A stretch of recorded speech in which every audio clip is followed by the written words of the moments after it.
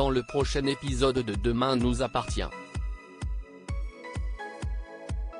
Alors qu'Antoine est placé sous surveillance par la police, Malo refuse d'entamer sa rééducation après son AVC, et Judith organise une fête clandestine pour Halloween.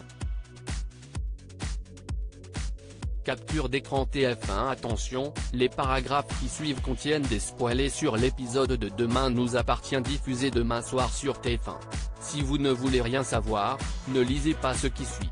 Jeudi 31 octobre dans Demain nous appartient. Rose s'invite à la cérémonie en hommage à Valérie. Ne retrouvant Rose pour déjeuner, Chloé lui avoue qu'elle a confirmé à Martin leurs soupçons sur sa liaison avec Antoine.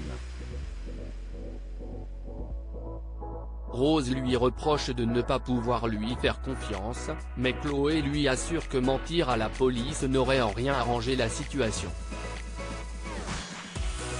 Elle lui apprend également qu'Antoine a organisé une cérémonie le soir même sur le port pour dire adieu à Valérie, et Rose s'offusque de ne pas avoir été invitée.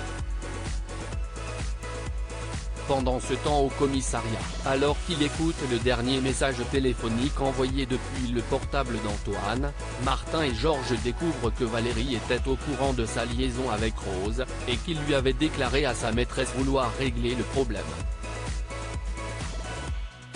Sans preuve matérielle tangible pour l'arrêter, Martin le fait mettre sous surveillance par Georges et Sarah.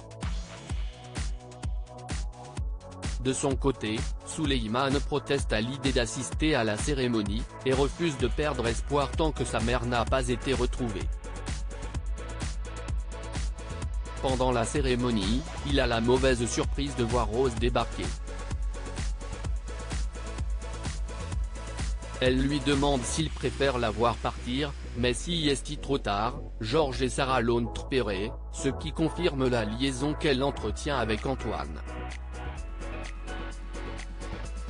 Mais il repère également Robin Bélanger aux abords de la scène qui s'éloigne discrètement. Ils le prennent alors en filature sur ordre de Martin, et découvrent que l'homme s'apprêtait à pénétrer dans le bateau d'Antoine, placé sous scellé. Victor perd espoir de venger Lola à l'hôpital. Malo commence péniblement sa rééducation avec l'aide d'Amanda et d'Arthur qui lui rend visite. Mais en constatant qu'elle ne peut même pas serrer un gobelet avec sa main gauche paralysée, Malo abandonne et leur demande de la laisser seule, y compris son propre fils. Abattu, Arthur se confie à Sophia.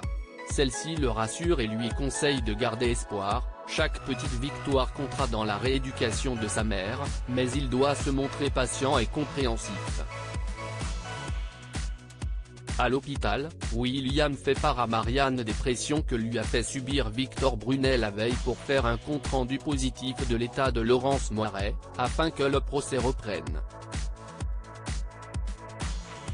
Marianne le rassure, il n'a aucun poids dans le comité d'administration de l'hôpital, et les autres médecins-chefs ne seront pas dupes.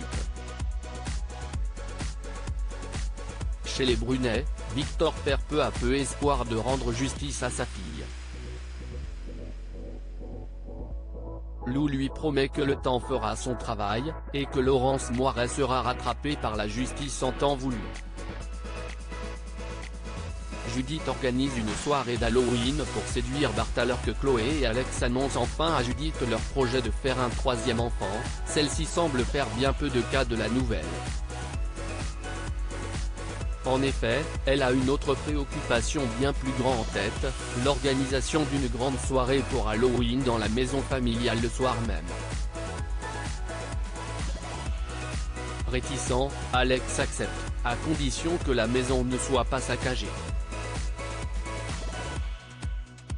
Mais en apprenant que Chloé et lui doivent se rendre à la veillée organisée à la mémoire de Valérie Myriel le même soir, Alex demande à Judith d'annuler sa soirée chez eux car ils n'auront pas le cœur à se retrouver face à une bande d'adolescents déchaînés à leur retour.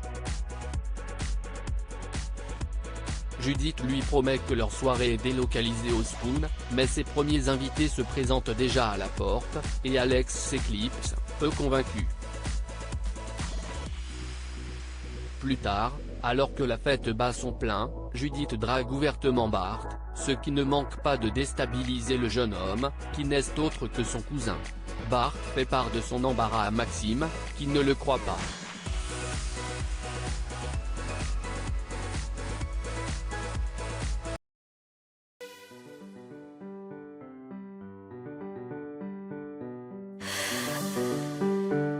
나